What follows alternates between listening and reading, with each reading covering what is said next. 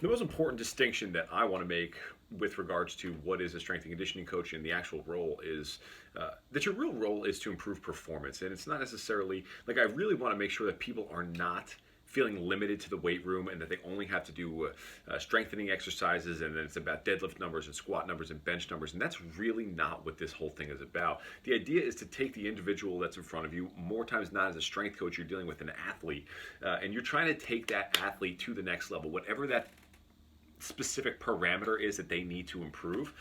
Vertical jump, hitting for power, throwing for power, whatever it actually is that they're trying to improve upon by coming into the weight room. Your goal is to improve that parameter, and that doesn't necessarily mean that it's going to be squatting the house or getting huge bench press numbers. And I think when you dive into what actually produces power and produces torque and athletic performance, what you're going to find out is that there is a definite point of diminishing returns with regards to actual strength. So if you are only hammering out that specific parameter, you are doing that athlete a complete disservice, and that's just absolutely unacceptable. What you should be doing is you should make a list, a really long list of every possible thing that contributes to the performance of that athlete. So we're talking muscular strength, of course, muscular endurance, neurology, psychology, exercise physiology, single leg stance,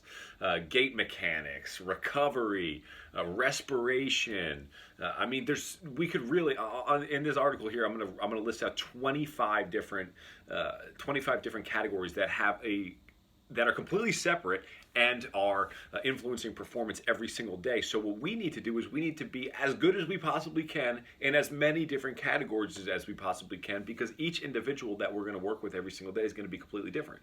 So understanding and being able to help on a wide spectrum of categories is going to make you a better strength and conditioning coach. And what I always emphasize is the fact that at this point, when you see a list of 25 things, and understand that there's a much longer list if you decided to extend it out, that's going to be a threshold where most strength and conditioning coaches go away. And for you as a strength coach, with an opportunity right in front of you, the better you are and the more willing you are to go through that list and become an expert at more of those items, the better chance that you are going to find yourself in a spot for career success on a greater scale. The more serviceable you are with these categories, the better and the higher that you can climb as a strength and conditioning coach. So make a list. Sit down, carve out some time, and make a list of everything for the athletes that you work with. Make a list of everything that contributes to that individual's performance. Look outside of the box. Don't just look inside of the weight room, inside of a strength and conditioning program.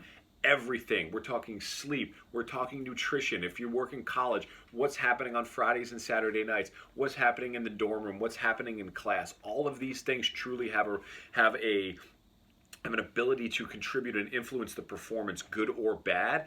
And what can you control? What can you do? What are the most important aspects that you can train in with respect to your job, and make that happen. Make that list. Figure out what's most important, and then slowly become an expert at every single one of those parameters. And that is what's going to make you a great strength and conditioning coach. That is the role of the strength and conditioning coach. That is the responsibility that you have every single day, and that is your job and what you need to do right now.